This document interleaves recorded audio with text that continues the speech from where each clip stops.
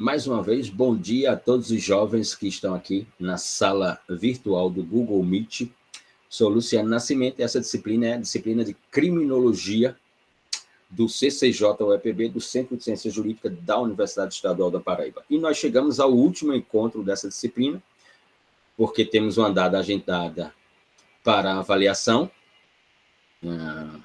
que inclusive será realizada na próxima semana.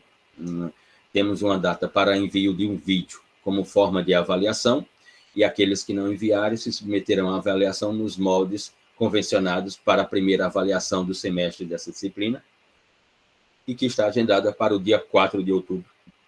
Portanto, mais uma vez, para ficar registrado, que agora está gravando, quem estiver aqui na sala, que for fazer a reposição da primeira atividade,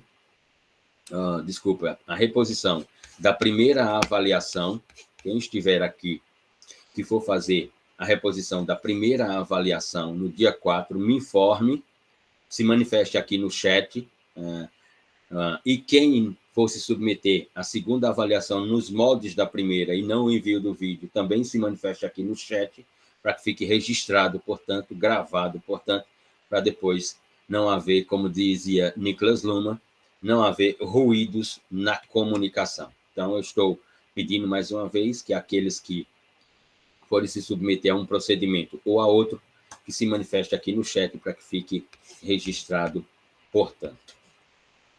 Bom, chegamos, portanto, ao último encontro dessa disciplina do semestre 2021.1, disciplina de Criminologia. Estamos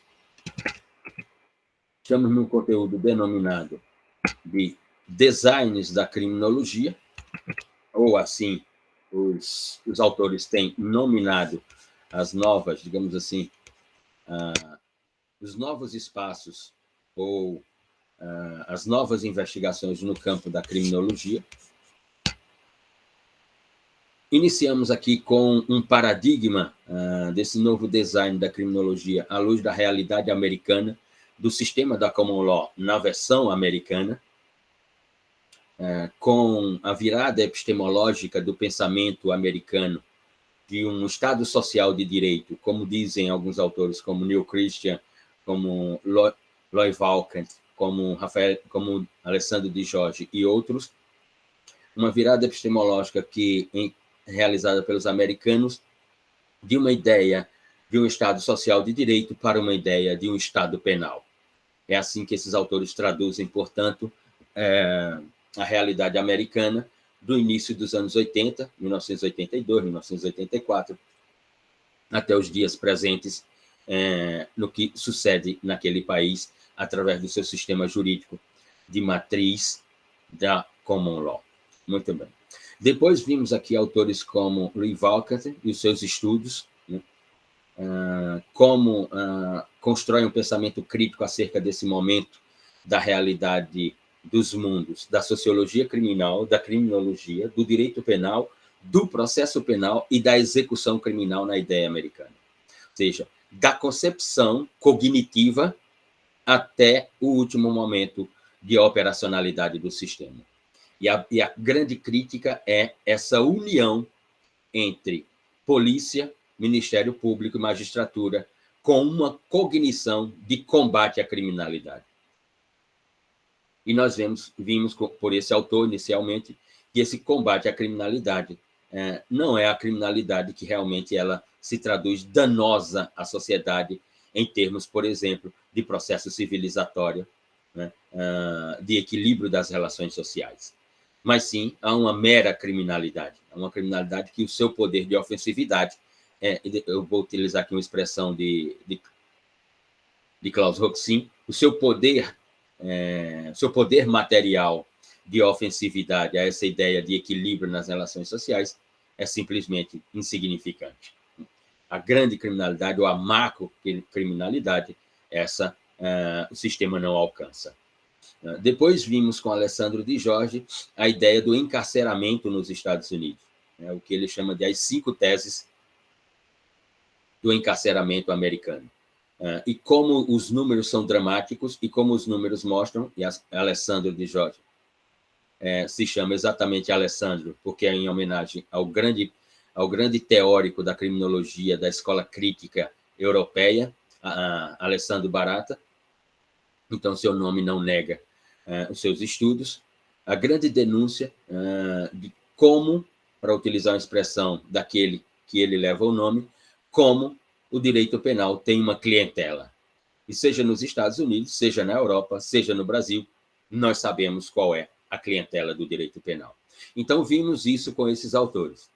Para além desses autores, nós chegamos, como estipulação lá no plano de curso, no plano da disciplina, chegamos à nossa realidade, a realidade latino-americana. Né? E para essa realidade, não que no Brasil nós tenhamos grandes estudiosos ou estudiosos da criminologia, temos sim. E o primeiro deles, sem dúvida, é o professor Tobias Barreto, na Escola do Recife, em 1878, quando publica aquele que é reconhecido como o primeiro livro de criminologia do Brasil, né, da realidade brasileira, um livro de 1878, publicado somente em 1881, que é o ano que Tobias Barreto presta o concurso para professor substituto da Faculdade de Direito do Recife. Né? Veja, Tobias Barreto, o primeiro concurso que ele prestou na Escola do Recife foi para professor substituto. Imagine o nível do ensino jurídico naquela instituição, naquela época. Né? Por isso que de lá saíram teóricos fabulosos, por isso que de lá passaram pessoas que pensam o direito e que até hoje suas letras estão aí. Eu me refiro, por exemplo, a Clóvis Bevilacqua, e o Código Civil de 1916 é lá da Escola do Recife, com Clóvis Bevilacqua.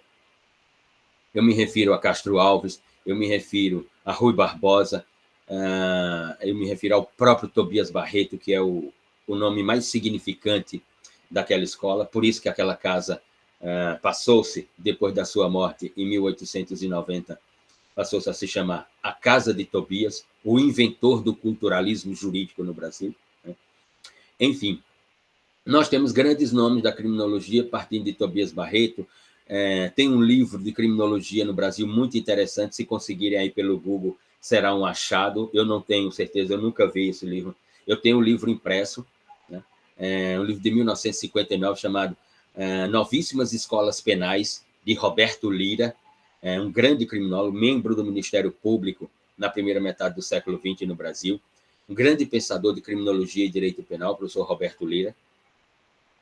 Temos os estudos de Nilo Batista, no Rio de Janeiro, e a criação do Instituto Carioca de Direito Penal, os trabalhos de uma grande teórica nessa área, que é a professora Vera Malaguti, que estuda muito violência na cidade do Rio de Janeiro e no Brasil.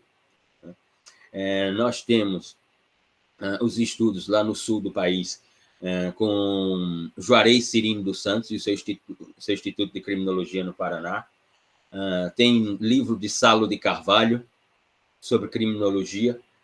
Salo de Carvalho, filho de Hamilton de Carvalho, desembargador aposentado pelo TJ do Rio Grande do Sul, que inclusive estava no primeiro Congresso Paraibano de Direito Penal, inclusive fazendo uma conferência e lançando um livro na abertura, na última quinta-feira.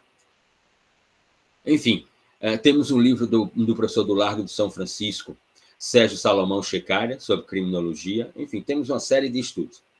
Mas, para encerramento dessa disciplina, nós vamos partir daquele que é o nome apontado, inclusive pelos autores brasileiros, pelos autores latino-americanos e europeus, enfim, aquele que é apontado um dos juristas mais relevantes da América Latina, que, inclusive, na eleição, não que eu me aproxime dessa comunicação, mas ela existe, fazer o quê? Na eleição para escolher o penalista mais relevante do mundo ocidental, no final dos anos 90, começo dos anos 2000, em que Klaus Roxin foi, numa sondagem, foi eleito pelos penalistas o penalista mais relevante do mundo ocidental. Zaffaroni, de quem nós vamos iniciar hoje o último encontro e concluir, professor Eugênio Raul Zaffaroni, professor histórico da Faculdade de Direito da Universidade de Buenos Aires, ficou na lista tríplice ou seja, ficou entre os 3 penalistas mais relevantes do mundo ocidental no final dos anos 90, começo dos anos 2000. Já tive a oportunidade de estar com o Zaffaroni no congresso do IBCCRIM, em São Paulo. Estamos organizando, inclusive, um webinário numa parceria com o canal Senhor Criminologia, do promotor de justiça e professor universitário em Minas Gerais, Lélio Braga Calhau, para tratarmos exatamente de um webinário em homenagem a Tobias Barreto e os seus estudos de criminologia e direito penal pioneiros na América Latina, porque Zaffaroni é um autor que cita Tobias Barreto o tempo inteiro nas suas obras, nos seus discursos, nas suas palestras, nas suas conferências. Para Zaffaroni, por exemplo, Tobias Barreto é o autor não apenas pioneiro no Brasil, ele é um autor pioneiro em ideias de teoria do direito, filosofia do direito, direito penal e criminologia em todas as Américas, para Zaffaroni. Essas não são as minhas, essas palavras não são minhas, essas palavras são de Eugênio Raul Zaffaroni. Então, para esse último encontro sobre designs da criminologia, nós vamos partir de algumas construções de Zaffaroni, das suas observações sobre o sistema penitenciário latino-americano, qual o sentido, qual a função, sobre a ideia de um sistema de justiça criminal na América Latina e qual o seu grande objetivo. Enfim, vamos tratar aqui, nesse último encontro, sobre todas essas manifestações de Eugênio Raul Zaffaroni, simplesmente Zaffaroni. Muito bem. Os estudos de Zaffaroni podem ser caracterizados como estudos que envolvem filosofia, teoria do direito penal e uma construção criminológica bem particular, observações de ordem criminológica bem particular na realidade latino-americana. Zaffaroni, durante um tempo, ele escreveu uma coluna, ele tinha uma coluna em um jornal em Buenos Aires, chamado Jornal Página 2. E toda semana, no Página 2, ele publicava um texto sobre algum caso de ordem criminal que acontecera na cidade de Buenos Aires ou na Argentina em geral. Nessa coluna do jornal Página 2, o primeiro texto, o texto inaugural, portanto, de Zaffaroni, que depois vai se transformar em um livro, que será a reunião de todas as colunas que ele escreveu naquele jornal quando ele deixa a coluna, Zaffaroni faz uma afirmação. A questão criminal, ela precisa ser debatida nos tribunais como ela é debatida nos bares, cafés e botequins. Ou seja, ela tem que ter uma linguagem que as pessoas do senso comum possam compreender essa linguagem. Ela não tem que ser uma linguagem vulgar, ela não tem que ser uma linguagem superficial, mas ela também não pode ser uma linguagem acadêmica pura. A academia deve se abrir a um discurso em que as pessoas possam, o senso comum, compreender o que é a questão criminal. Por isso que a sua coluna se chamava A Questão Criminal. Então, para Zaffaroni, há uma série de palavras que caracterizam a ideia de criminologia, de direito penal e de processo penal na América Latina. Para Zaffaroni, o acusado, o investigado, o indiciado, o acusado, o réu, o condenado, ele é, desde o primeiro momento da investigação ou do indiciamento até a prolação da decisão da sentença penal condenatória, ele é um morto que caminha. Porque, a partir do momento que ele adentra para o mundo criminal, ele não sairá mais. Mesmo que saia inocente, o seu fantasma de ter respondido a uma questão criminal permanecerá como uma tatuagem. Isso não sairá da sua vida nunca mais, da sua existência. Zaffaroni, então, diz: os estudos criminológicos na América Latina têm palavras na filosofia, na teoria do direito penal, das ciências criminais, aquilo que diz Zaffaroni, aquilo que Franz von Liszt chamou de enciclopédia das ciências criminais, tem palavras que são palavras-chave e que constroem, portanto, a estrutura cognitiva e argumentativa do sistema de justiça criminal e da ideia de criminologia na América Latina. A primeira dessas palavras é inquisitorial. O sistema é inquisitorial para Zaffaroni. Na América Latina, nós não temos um sistema acusatório. O direito penal material, quando se manifestado por uma ação comissiva ou omissiva, e que se resulta em um processo penal, a natureza do processo penal, que conduz, portanto, para a ideia do cárcere, ela é uma natureza jurídica não acusatória, mas sim inquisitorial. Aliás, para Zaffaroni, o pensamento do Estado ou das classes que coordenam o Estado e dominam o Estado é um pensamento, em matéria penal, um pensamento inquisitorial. Não é um pensamento civilizatório da acusação jurídica no processo penal.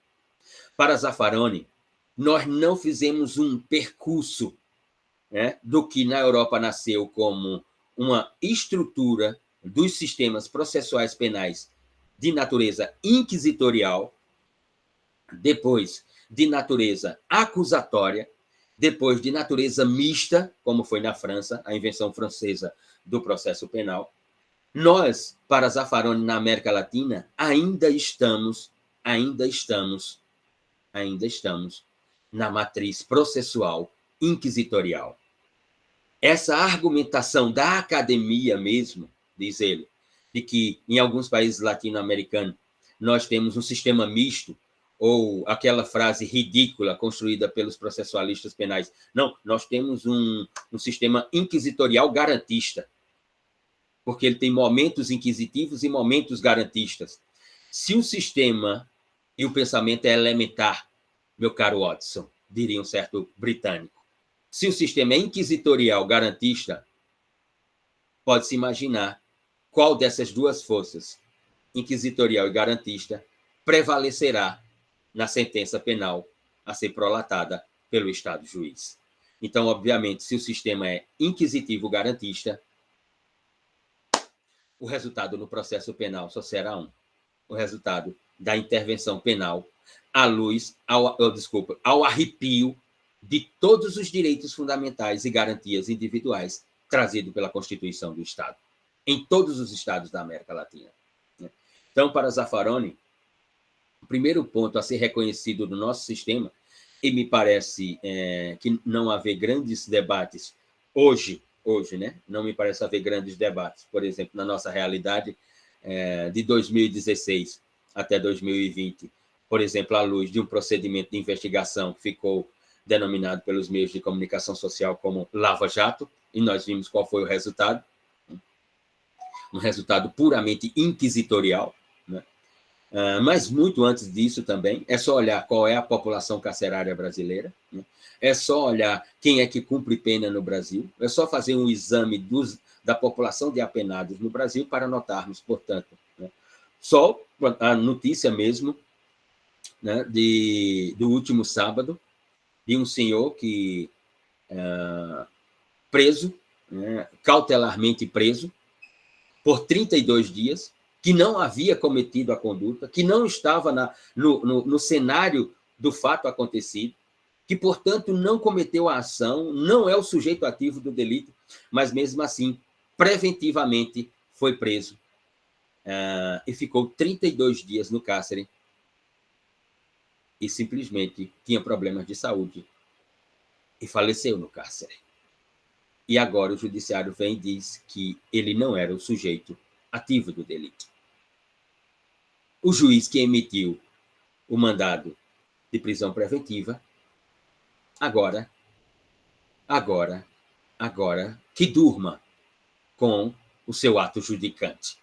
Porque, por causa do seu ato judicante, da emissão de um mandado de prisão contra uma pessoa que nem na cena do crime estava, mas por uma testemunha foi apontado que era ele, e aí o delegado de polícia, por uma questão de instrução, por uma questão da instrução da investigação criminal, e para a aplicação, e posteriormente a aplicação da lei penal, requer ao juiz a emissão do mandado de prisão preventiva, e o juiz emite esse mandado quando o juiz deve analisar os critérios lá do artigo 312 do Código de Processo Penal para emitir o mandado de prisão preventiva, emite o mandado de prisão preventiva, e esse senhor, já de uma certa idade, 50 e poucos anos, tinha problemas de saúde, não suportou dezenas de dias no cárcere, aguardando a investigação, e simplesmente morreu.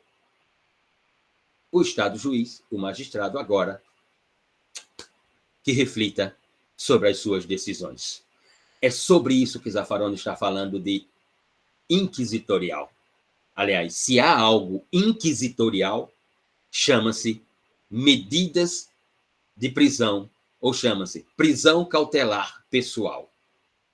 Prisão em flagrante, prisão preventiva, prisão provisória, prisão domiciliar.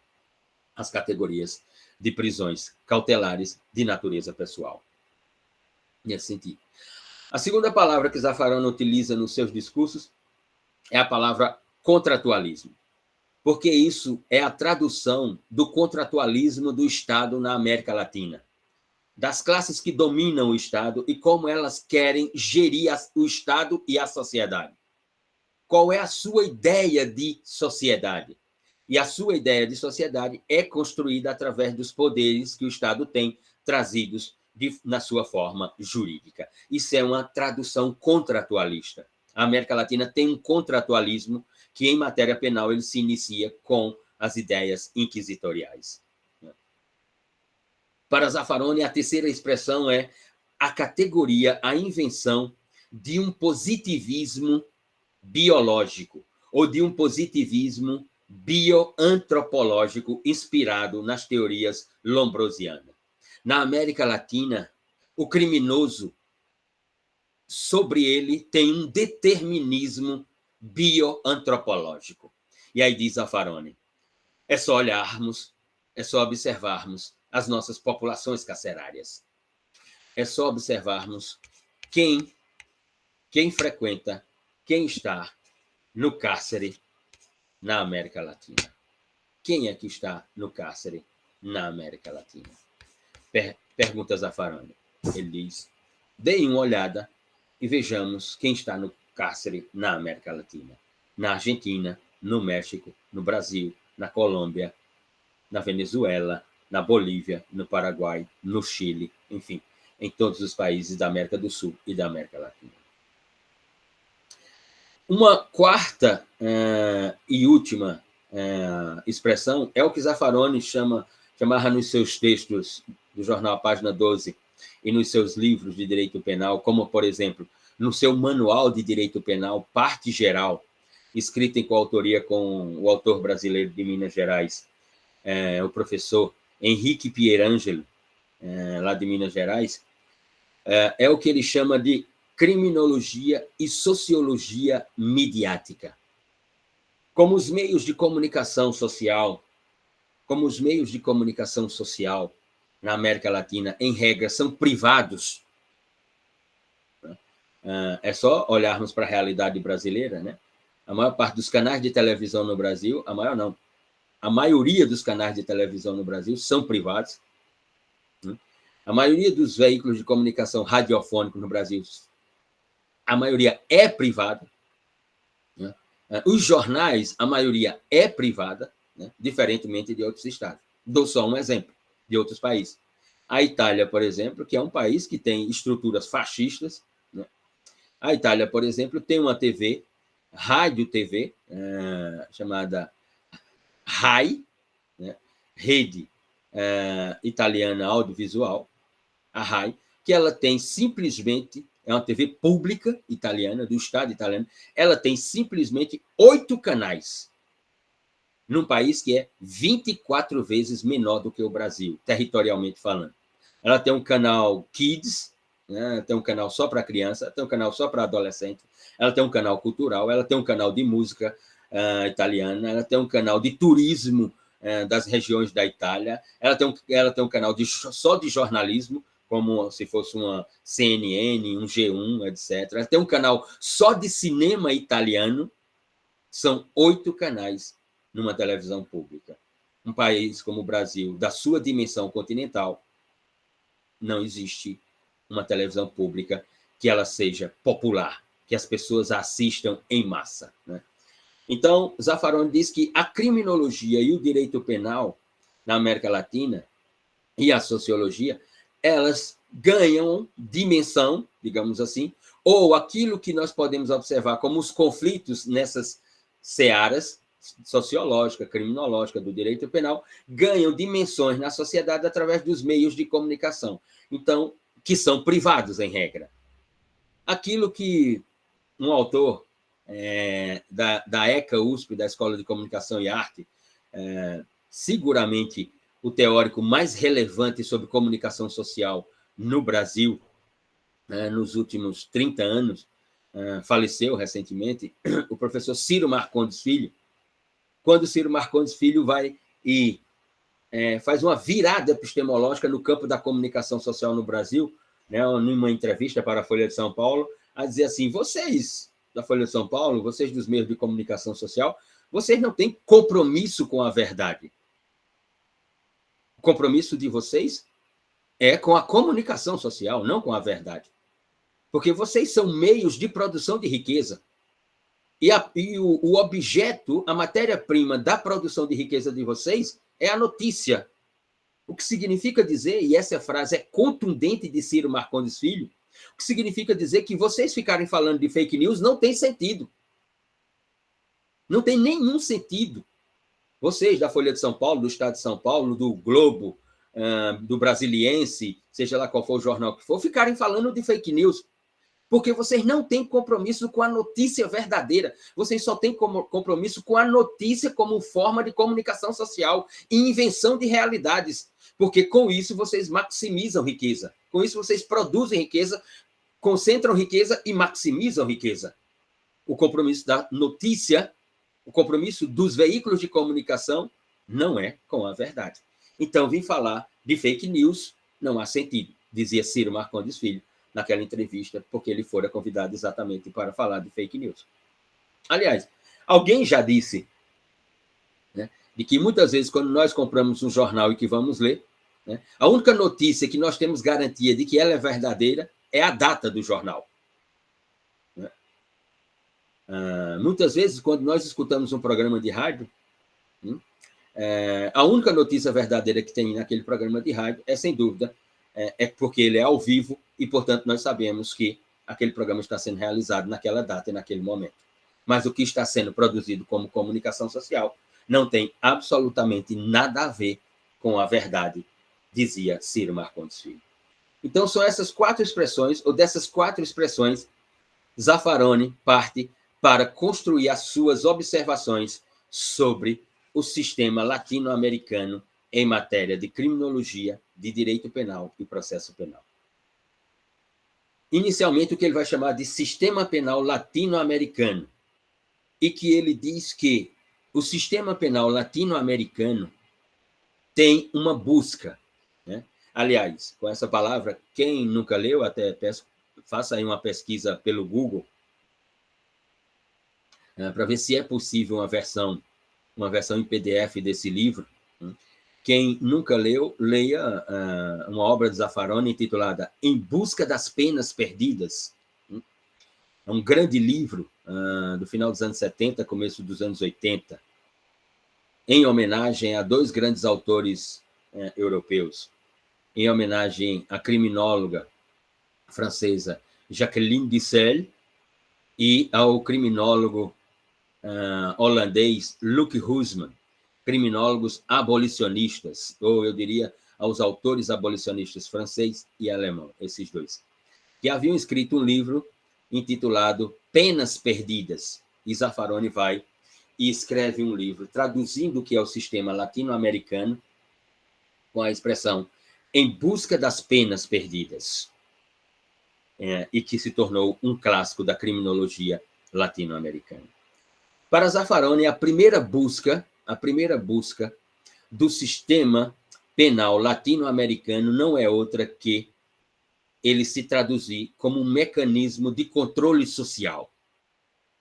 Ou seja, as classes que coordenam o Estado, as classes que gerem o Estado, as classes que dominam o Estado, utilizam, portanto,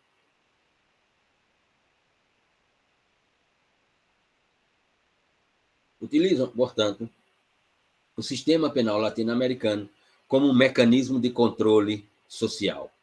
E aqui já falando disso, controle social, entenda aqui pobreza. Um controle dos pobres, dos miseráveis. Não um controle social global, mas um controle social seletivo, em que essa seletividade, portanto, aponta quem é a clientela do sistema penal latino-americano. Essa é a primeira característica do sistema penal latino-americano. A segunda é o seu autoritarismo. Ou seja, é utilizado como uma ferramenta de criminalização da pobreza. E, portanto, ele é autoritário. Para Zaffaroni, essa ideia de que quem está no cárcere na América Latina respondeu a um devido processo legal construído com base no contraditório, com base na produção de provas lícitas, com base na teoria constitucional dos procedimentos jurídicos, com base, portanto, num reconhecimento e numa observação da efetividade do Instituto das Nulidades no processo penal, como bem se referiu em sua conferência no sábado pela manhã no Hotel Garden, o professor da Universidade Federal de Alagoas e magistrado federal naquele estado, Rosmar Rodrigues Alencar. Ou seja, a nulidade, e aqui comungamos das ideias de Rosmar Rodrigues Alencar, quando afirma que a nulidade deveria ser um tópico a ser ensinado em processo penal como a inauguração dos estudos de teoria do processo penal. E fiz questão de anotar isso exatamente para reformular meu plano de curso no que se refere à disciplina de processo penal. E que, portanto, quando voltar a lecionar essa disciplina no semestre 2021.2, o primeiro tópico de estudo concreto, depois de uma série de considerações, será, sem dúvida, o capítulo das nulidades no processo penal. Porque se houver uma nulidade no processo penal, e uma nulidade de natureza jurídica absoluta, o processo não pode chegar a ter uma prolação de sentença, de maneira alguma, exatamente por causa das nulidades. Ora, então, para Zaffaroni, o sistema penal latino-americano é autoritário porque ele é uma ferramenta de criminalização dessa pobreza, dos miseráveis latino-americanos. E, finalmente, esse sistema ele é direcionado para os grupos vulneráveis da sociedade latino-americana.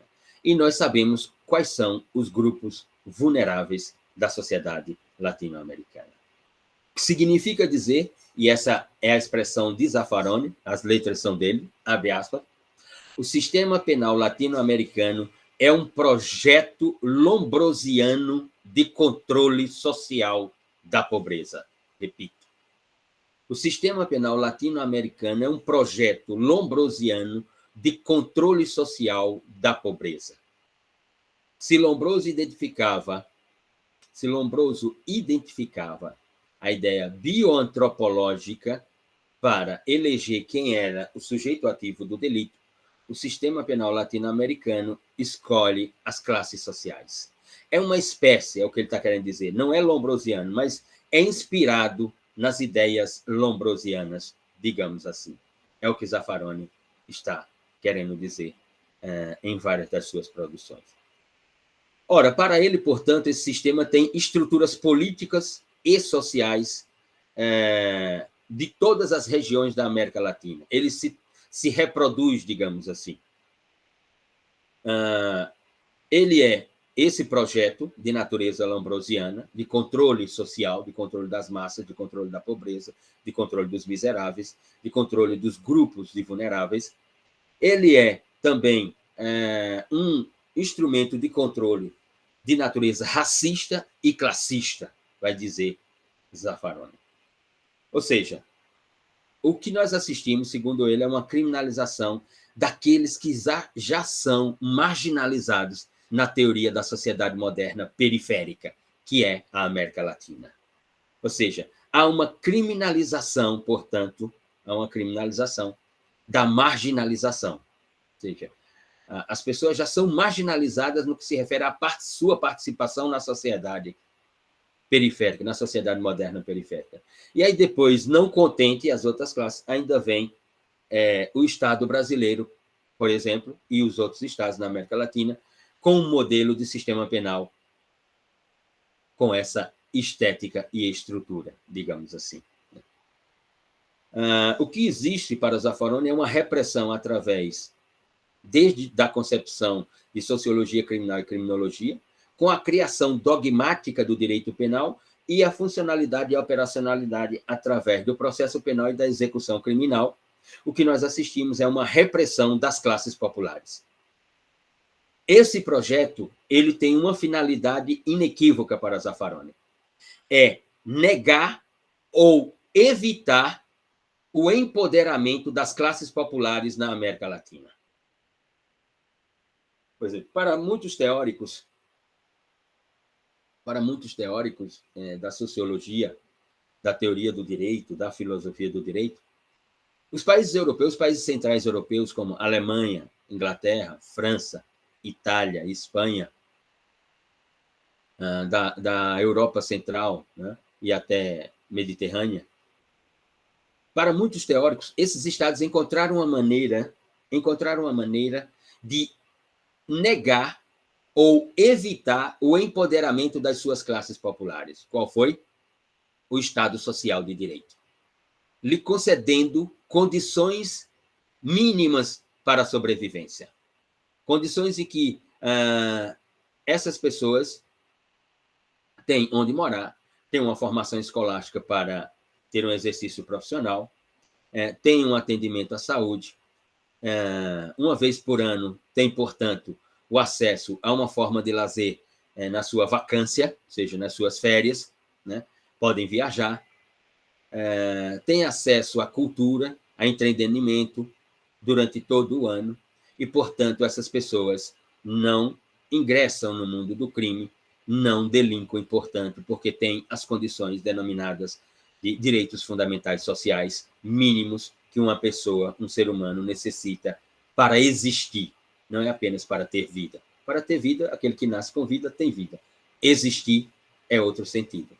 A Europa, por exemplo, esses países construíram essa ideia de negação do empoderamento das classes populares com os direitos fundamentais sociais. Para Zaffaroni, a negação do empoderamento dessas classes populares não veio com a efetividade dos direitos sociais, mas sim com o cárcere, porque o seu lugar é lá no cárcere. E assim, portanto, se constrói as formas de controle. Diz Zaffaroni, portanto, é a negação do empoderamento das classes sociais, ou a negação do empoderamento das classes populares na América Latina. Enfim, nisso, por exemplo, vai surgir uma crítica de Zaffaroni, naquele livro que eu me referi, Em Busca das Penas Perdidas, em homenagem a Jacqueline Dissel e Luc Husman. Sim, também tem uma perspectiva materialista. Ele alguns apontam, né, como um criminólogo do materialismo também, mas não quer dizer que Zaffaroni seja um marxista puro, né? Mas eu diria que ele também não é, né, um abolicionista puro, digamos assim, embora os textos dele dos anos 80 argumentava pela extinção do sistema de justiça criminal, né? Mas depois foi para a Suprema Corte, né, ser juiz na Suprema Corte Argentina, depois foi para o Tribunal Interamericano de Direitos Humanos, a Corte Interamericana de Direitos Humanos, né? Mas sem dúvida, continua sendo um abolicionista, né? Continua continua com ideias materialistas no direito penal, né, de como o direito penal se organiza direcionado às classes, como dizia Alessandro Barata. Mas não, eu não posso afirmar que Zaffaroni seja um autor marxista na criminologia e no direito penal. Não, isso não. Isso não. Mas nós temos outros autores que poderiam ser apontados como autores marxistas no direito penal. Por exemplo, no Brasil, Afrânio Silva Jardim é um autor marxista, né, em criminologia, direito penal e, fundamentalmente, processo penal, que, para ele, Afrânio Silva Jardim, é onde tudo se resolve. Ou melhor, não que se resolva do ponto de vista do sentido da palavra, do verbo resolver. É onde tudo se fecha, né, com a prolação da sentença penal condenatória. Afrânio Silva Jardim. Ele tem um manual de processo penal, né, é um professor histórico, né, no Brasil. Ele é professor livre-docente da Universidade do Rio de Janeiro, promotor de justiça por aquele estado, aposentado, né, tem um manual de processo penal que já passou, se eu não me engano, da 22ª edição, um curso de processo penal que já passou da 22ª edição. Se você colocar aí no Google Afrânio Silva Jardim fotos, você vai se surpreender com a estética da figura. Ele não é nada convencional, pelo contrário, é exótico. E é reconhecido como um dos grandes autores de processo penal do Brasil do século XX para cá, sem dúvida alguma. Da segunda metade do século XX para cá, Afrânio se traduz como um dos grandes processualistas penais da nossa realidade.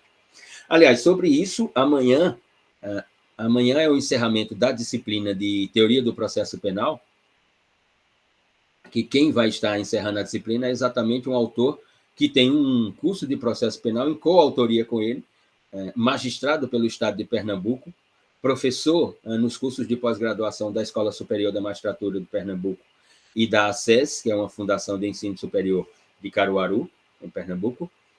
Vai estar encerrando a disciplina de processo penal exatamente o professor e magistrado, também magistrado, membro da Associação dos Magistrados para a Democracia, Associação Brasileira dos Magistrados para a Democracia, Associação dos Juízes para a Democracia, AJM, Associação dos Juízes para a Democracia, AJD, desculpe, Associação dos Juízes para a Democracia. Pierre Souto Maior, ele faz o encerramento da disciplina de Teoria do Processo Penal, amanhã, pelo canal do YouTube do Nupod Jus. A transmissão será por lá, às 11 horas da manhã. Vai tratar sobre processos de criminalização, né, sobre essa expansão da intervenção penal no direito brasileiro, na sua forma inquisitorial, né, como a ideia de um processo acusatório, uma ideia de um processo penal de natureza jurídica acusatória na nossa realidade não passa de uma grande farsa. É o que Pierre Souto Maior, magistrado e professor universitário, vai falar amanhã no encerramento da disciplina de Teoria do Processo Penal. Para Zaffaroni, tem uma questão que ela tem que ser analisada no sistema penal latino-americano. E ela diz respeito ao embate entre legalidade e legitimidade. Para Zaffaroni, no máximo, o sistema penal latino-americano ele é legal, mas não é legítimo. Ele pode traduzir uma matriz de legalidade, mas não de legitimidade. E mesmo traduzindo uma matriz de legalidade, ele tem momentos inequívocos de abuso de autoridade. Ele tem momentos inequívocos de autoritarismo. Não há como negar. Aqui eu vou me referir, não sei se chegaram a assistir esse vídeo, mas circulou aí nos grupos de WhatsApp, né?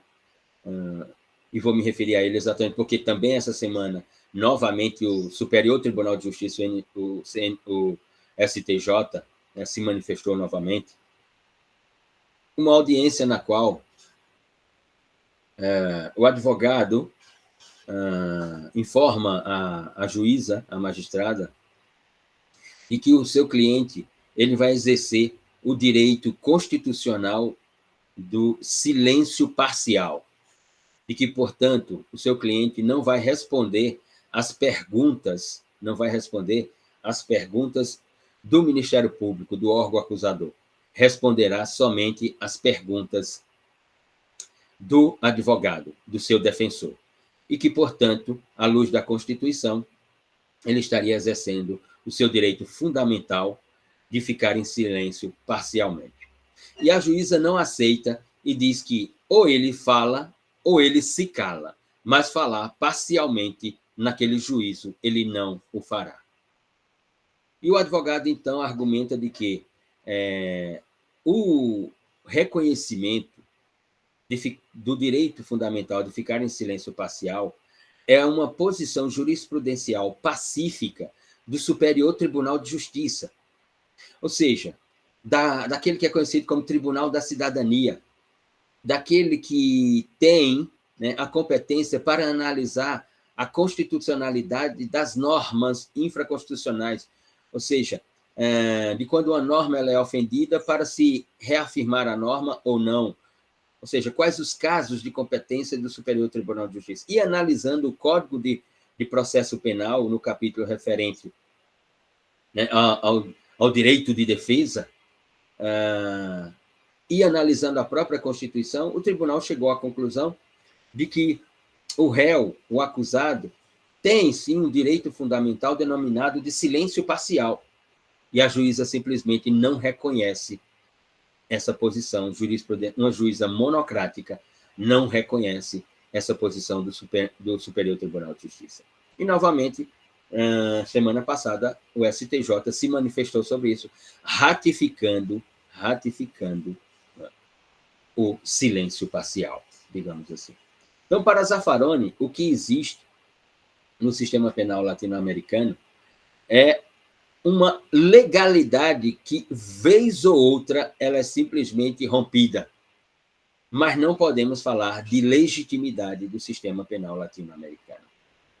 Porque, para ele, o exercício de poder nesse sistema, muitas vezes é arbitrário, e digo mais, e diz mais, arbitrário não apenas pela autuação policial, não apenas pelos atos de investigação criminal na primeira fase da persecução penal, não apenas pelo titular da ação no oferecimento da denúncia, não apenas pelo recebimento da denúncia que vai instaurar o processo crime naquele momento, que é denominado de o Estado juiz, não.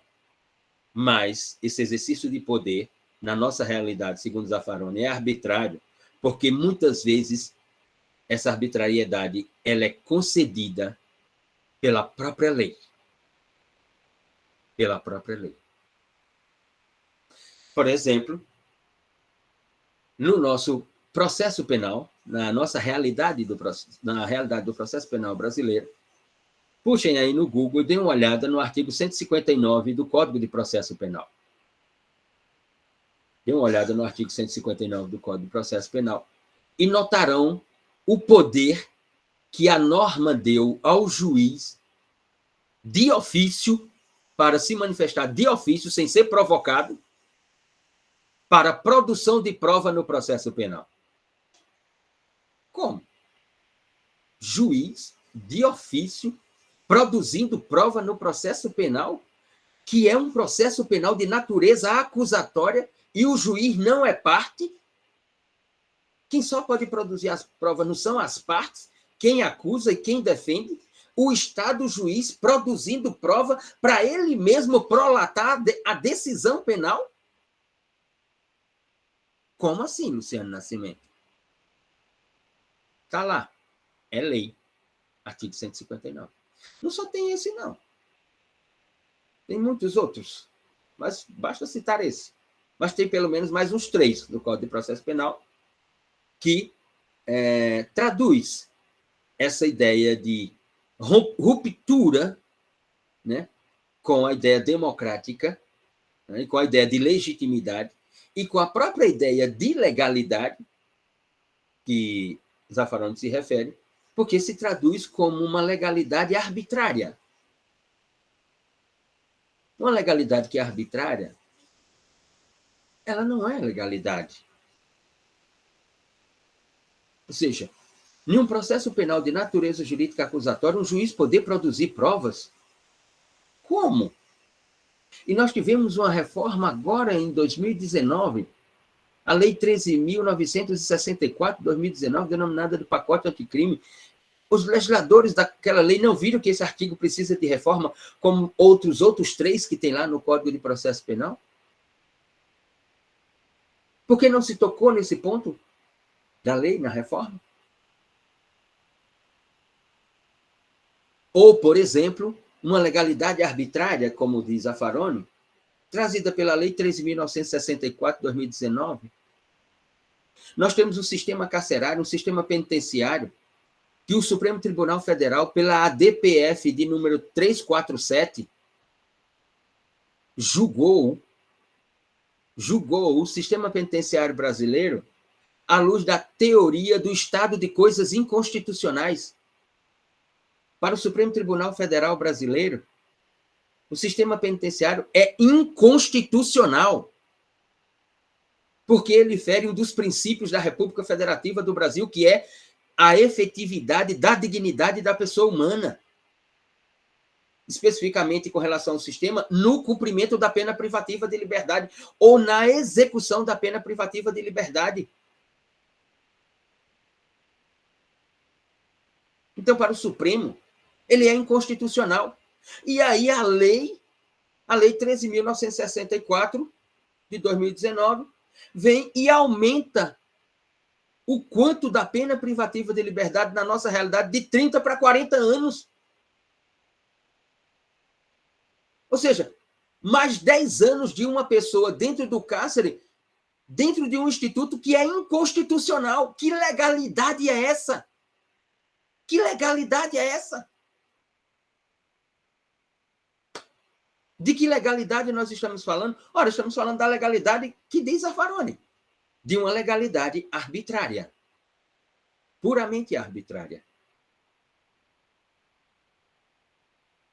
Para Zaffaroni, portanto, o que nós assistimos no sistema penal latino-americano é um exercício de poder do menor ao maior, por exemplo, né? E aqui eu só vou me referir porque tem uma investigação em curso e porque todos os meios de comunicação social noticiaram, não que seja verdade, como eu me referi com base em Ciro Marcondes Filho, mas que está aí, né? Um delegado da Polícia Civil do Estado de São Paulo, famosíssimos aí nessas plataformas digitais, nas redes sociais, extremamente famoso, né? E que agora está sendo acusado de montar as operações, que as operações eram fictícias, de que eram operações forjadas. Ou seja, como diz Zaffaroni, o exercício arbitrário de poder é do menor ao maior. Da polícia, como diz ele taxativamente, da polícia ao juiz.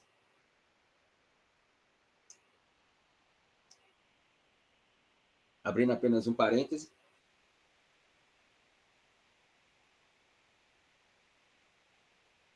Como diz outro argentino, professor Jorge Eduardo Douglas Price, da Universidade de Comahue, na Patagônia, como diz Price, temos que observar e reconhecer que a efetividade de um direito, e especificamente no paradigma pós-Segunda Guerra Mundial, a efetividade dos direitos humanos, ela se inicia na autuação policial e se conclui com a prolação da sentença. Isso está na sua tese de doutorado, intitulada La Decisión Judicial. Como diz Price, o policial é o responsável pela efetividade ou negação de um direito e dos direitos humanos na sua autuação policial. Porque se ela não for uma autuação policial legal e constitucional, ou, como ele diz, constitucional legal, se ela não for, nós temos ali todo o início de um processo de intervenção do Estado arbitrário. Como diz Henry Douglas Price. Ô, professor. Diga, João. É tanto que no termo de audiência de custódia, tem uma passagenzinha lá que o juiz ele vai perguntar para o cara se houve excesso da polícia e coloca lá. Exato. Aliás, ótima dica, João. Vocês que estão aí, se forem possível, eu sei que estamos no meio de uma pandemia, não sei como é que está a vacinação de vocês e tal. Eu já tomei minhas 2 doses, estou esperando a terceira. Se tiver uma dose por dia, eu vou lá tomar. Né? Se tiver que tomar essa vacina, como eu tomo cachaça, também vou tomar, não tem problema nenhum. É só dizer o local e o horário que eu chego lá, vou ser o primeiro da fila, né? E pode dizer, pode aplicar. Quer aplicar mais outra, aplique mais outra, se quiser, eu passo o dia inteiro aqui se aplicando vacina no meu braço. Né? Vai ter efeitos, né? Pode ter o efeito que tiver, dane-se, pode aplicar essa porra dessa vacina em mim, não tem problema nenhum, não. Tem nenhum problema com isso. Exatamente, Lidiane. Bota a vacina. Não tem problema não, minha querida. Pode botar esse negócio aí. Pode ter 10 vacinas para aplicar, eu vou lá. Por mim, a gente tomava uma de cada laboratório. Tomava uma da AstraZeneca, tomava uma da Coronavac, tomava uma da Pfizer, né? Tomava uma da Johnson, né? No meu caso, só não posso mais tomar Johnson Baby, né? Porque aí eu não tenho mais idade para isso. Né? Mas se vier a Johnson, também tomaria uma por semana, não tem problema nenhum. Uma ótima ideia, João. Se puderem assistir, se tiver acesso a assistir a uma audiência de custódia, não perca a oportunidade. Porque ali vocês poderão comprovar essa legalidade arbitrária a qual Zaffaroni se refere. O que é que eu estou querendo afirmar? E vou afirmar. A audiência de custódia, como bem se referiu o João, a audiência, quando tiver em processo penal, isso será detalhado. A audiência de custódia ela é uma previsão do Tratado Interamericano de Direitos Civis e Políticos. A audiência de custódia é um instituto de um tratado internacional de proteção e defesa dos direitos humanos. E que não tem lei federal. E, obviamente, não tem lei federal porque não necessita de lei federal. Mas deixa eu ler aqui, Rania.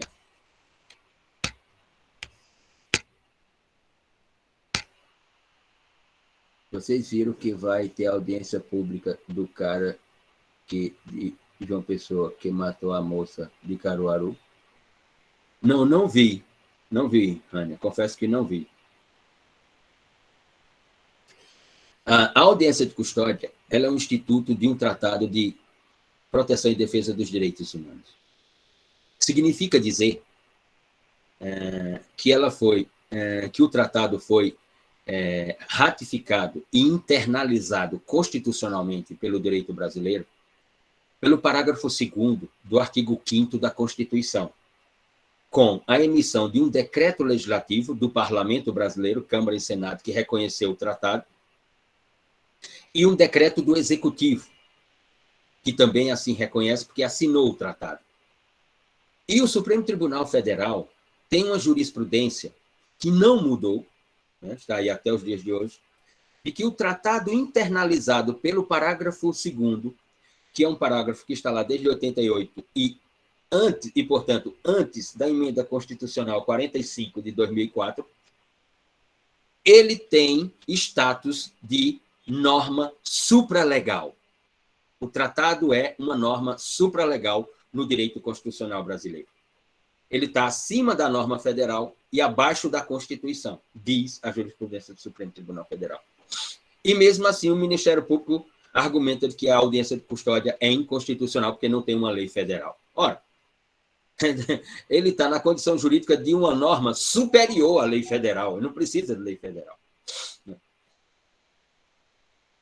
Enfim, e para que existe audiência de custódia? Estou abrindo esse parênteses, já fecho e voltamos para a criminologia. A audiência de custódia existe para o juiz verificar a legalidade da autuação em flagrância delituosa por alguém. Ou seja, em outras expressões, a audiência de custódia existe para o Estado-juiz, averiguar as condições sob as quais se deu aquela prisão em flagrante.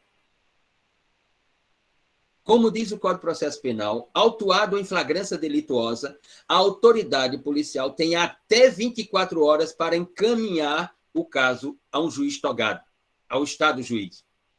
O Estado-juiz, por sua vez, tem até 24 horas para decidir se a prisão foi legal, se a prisão tem justa causa ou se ela merece ser relaxada e a pessoa vai responder ao inquérito policial e se vier a ter um processo crime em liberdade.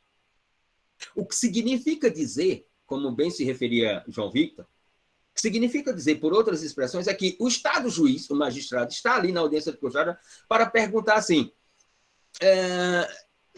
senhor Luciano Nascimento, como é que se deu a prisão do senhor? A excelência se deu assim, assim, assim, assim. O senhor praticou a ação e aí a polícia chegou, como é que foi a autuação do policial? O policial se identificou como autoridade do Estado? O policial leu os seus direitos porque o senhor estava sendo autuado em flagrância delituosa? O policial fez não sei o quê? Essas são as perguntas que o Estado-juiz tem que fazer na audiência de custódia. Ou seja, ele tem que fazer as perguntas sobre o quê? Sobre a legalidade da prisão. Se ele interpretar que não há legalidade na prisão ou que ela é desnecessária, ele tem que relaxar a prisão. O que é que você assiste nas audiências de custódia? O autuado entra, o juiz está lá, olha para ele assim e diz, mas rapaz, hein? Por que você foi roubar, hein? Você foi roubar para quê, rapaz? Por que você não vai estudar? Por que você não vai arrumar um emprego? Por que você não vai fazer alguma coisa útil para a sociedade? Você roubar? Você foi roubar, seu safado? Para que você foi fazer isso? Essa pergunta de mérito. Essa pergunta, ela só pode ser feita no processo penal. Não na audiência de custódia, que não tem processo. No máximo tem o quê?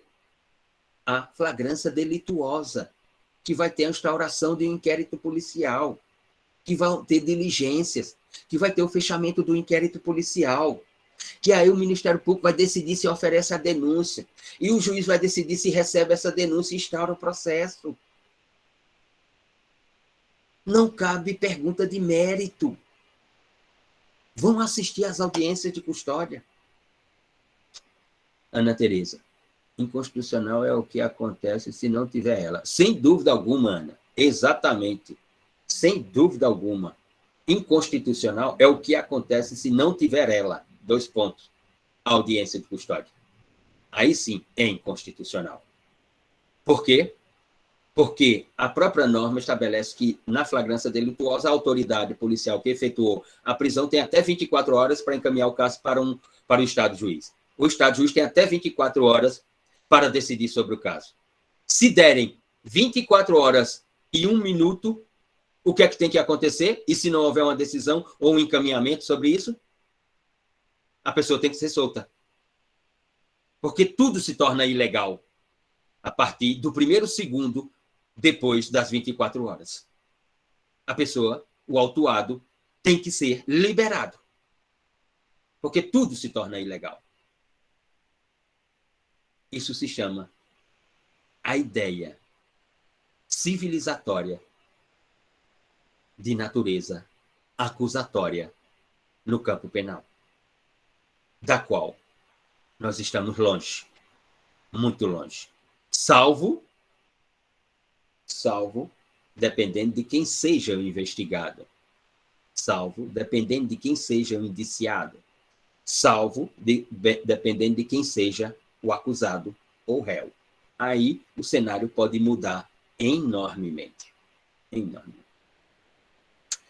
Muito bem. Então, para Zaffaroni, há uma negação da legalidade em determinados momentos da polícia ao magistrado, da polícia ao Estado-juiz. Para ele, há uma violação da legalidade e tem duas palavras para ele que na nossa realidade latino-americana violam a legalidade. A primeira delas é violência da autuação do Estado. A violência da autuação do Estado. A segunda delas se chama corrupção. Corrupção. E Zaffaroni diz, e a corrupção no sistema é da polícia ao magistrado. Essa ideia de que existe uma corrupção, mas é lá na polícia. É não, meu querido. Ou do contrário, não haveria diversas investigações criminais sobre venda de sentenças por juízes monocráticos, venda de acórdãos nos tribunais de justiça e nos tribunais superiores. Para Zaffaroni, essas duas palavras traduzem a ruptura com a legalidade, violência e corrupção dos órgãos do sistema penal latino-americano. Para Zaffaroni, portanto, para concluirmos, essa é a realidade do sistema penal latino-americano.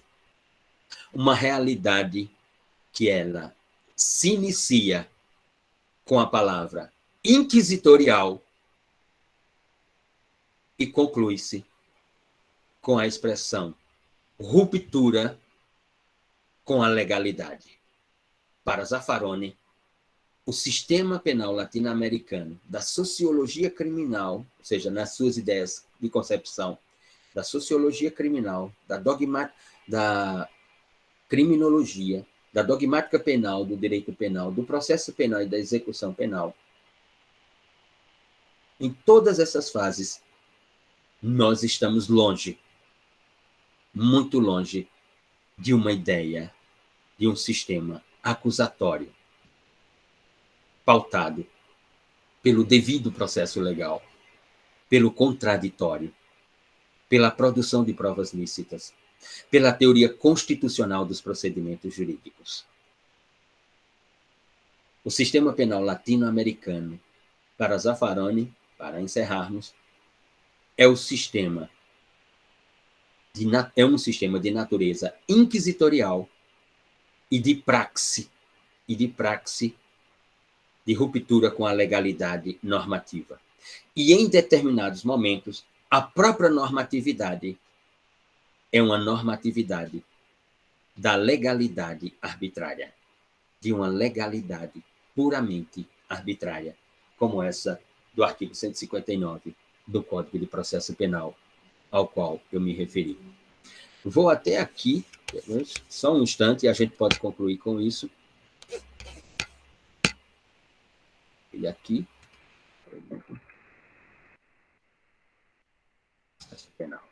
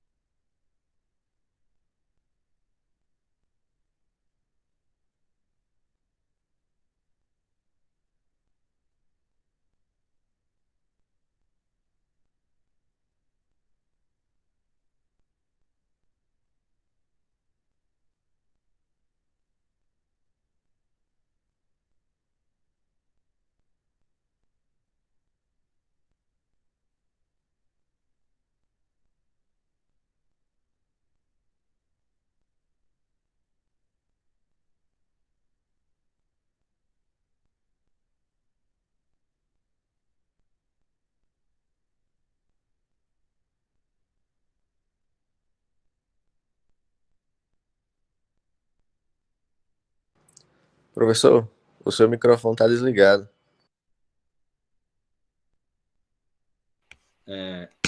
Diz o artigo 404, ordenada diligência considerada imprescindível de ofício, veja, então, o juiz, que é o Estado juiz, ele não é parte, ou seja, ele não é titular da ação, ele não está defendendo o direito, ele está lá como observador de processos de acusação e de defesa, de construção do conjunto probatório, para ele prolatar uma decisão para dizer com quem está a rácio, com quem está a razão. Se está com a acusação, pelas argumentações produzidas e pelas provas trazidas aos autos do processo, que é o mundo da realidade do processo, os autos do processo, ou se está com a defesa. E aí ele prolata a sua decisão. Aí o 404 diz: ordenado diligência considerada imprescindível de ofício. Não, de ofício não, meu querido. De ofício não. De ofício não. Ou a requerimento da parte. A requerimento da parte, sim.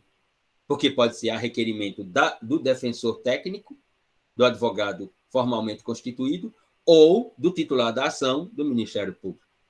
A audiência será concluída sem as alegações finais. A audiência será concluída sem as alegações finais.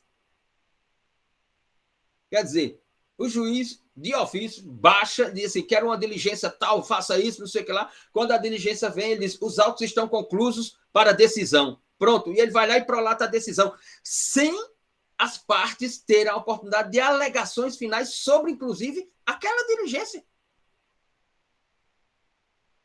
Diz o parágrafo único do 404. Realizada em seguida a diligência determinada, as partes apresentarão no prazo sucessivo de 5 dias suas alegações finais por memorial. E no prazo de 10 dias, o juiz proferirá a sentença.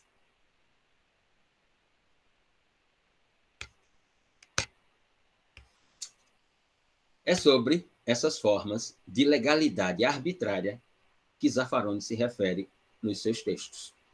É sobre isso. A tudo isso, né, toda essa análise, eu, Luciano Nascimento, estou intitulando de A Questão Criminal por Zaffaroni, em homenagem à coluna que ele tinha no jornal Página 12, em Buenos Aires. Muito bem, jovens. Era isso. Concluímos a disciplina, né? Concluímos à luz do plano de curso, do plano de aula que vocês receberam. Até o dia 1º podem enviar o vídeo. Se não conseguirem, como eu digo, só entrar em contato. Se tiver alguma dificuldade, se tiver mais alguma dúvida, só mandar um WhatsApp, responderei as dúvidas. Né? Quem não for enviar o vídeo, na próxima segunda-feira, dia 4, faz a avaliação, no mesmo molde da primeira avaliação, e concluímos tudo dia 4, na próxima semana. Porque aí depois, segundo o próprio calendário, teria provas finais e também o prazo para colocar a nota no sistema até a data do dia 14 ou 15 de outubro, salvo engano. Lembro que quem tiver pontos para a segunda unidade, né, quem ficou com mais de 10 na nota, ficou com 11, com 12, com 13, com 15, quando enviar o vídeo pelo e-mail, mencionar no e-mail, Luciano, eu tenho 3 pontos nessa unidade, tinha tanto, tirei tanto na prova, você me deu tanto, sobrou tanto. Ao avaliar o vídeo, também tem esses pontos a serem somados na avaliação geral. Muito bem, é isso, jovens. Por mim, está encerrada. Quero agradecer a todos os seres humanos que aqui estiveram presentes nessas aulas. Espero que tenham deixado algum contributo para os seus estudos, para as suas pesquisas e o andamento das suas vidas acadêmicas. Só deixo a sugestão de levar essa vida acadêmica, quando possível, de forma séria, dedicada, compromissada, né? Porque quando terminar esse curso, não tenham dúvida, e eu já passei por isso, se sentirão órfãos e terão Não tenha dúvida, como diz Rafael de Jorge, quando terminar a graduação, um mundo da sua vida acabou. E você terá que inventar outro mundo, reconstruir o seu mundo.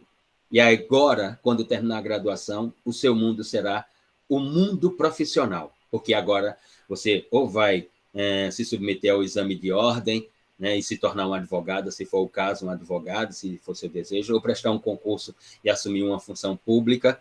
Então, esse mundo aqui para você, ele ruiu, digamos assim, porque ele se encerrou.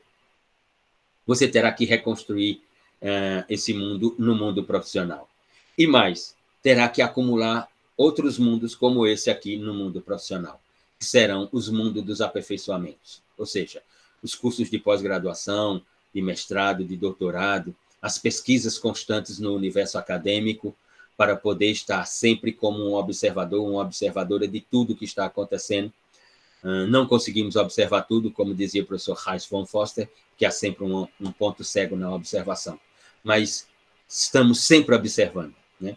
Então, quando isso aqui acabar, não tenha dúvida que se sentirão que uma parte de vocês não existirá mais. E é preciso muito equilíbrio para lidar com isso quando acabar. É preciso equilíbrio, porque outros mundos exigirão a construção de vocês, assim como exige de mim a cada momento que se encerra e que outro tem que começar. Então, quero mais uma vez agradecer a todos que estiveram aqui. Tenham uma ótima segunda-feira, uma ótima tarde de segunda-feira e uma ótima semana. Grande abraço a todos os seres humanos. Grande abraço.